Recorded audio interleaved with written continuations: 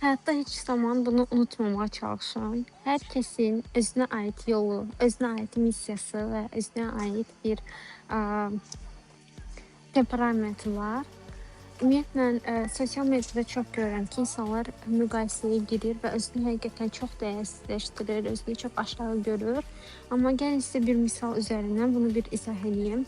Biz hansı leveldə olsaq belə, düşünün Elon Musk'ı ən yuxarı bir səviyyədədir.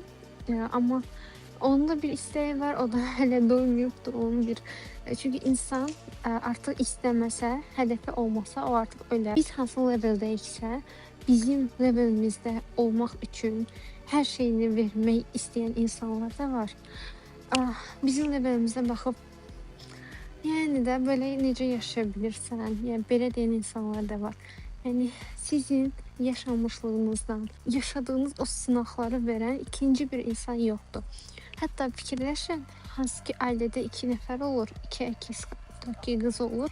Onlar eyni sinifə gedir, eyni tabaqdan su içir, nə bilim, hər şey eynidir. Amma o uşaqlar belə böyüyəndə hər kəs fərqli sınaqlar verir.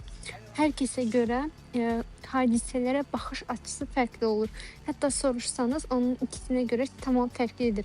Ana necə olub münasibəti, ya ata ilə necə olub münasibəti, onlar fərqli cavablar verir.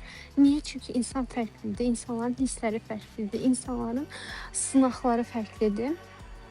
Və öz sınaqlarınızı başqalarının necə deyək də, uğurunla qiyaslayıb onları dəyərsizləşdirməyin.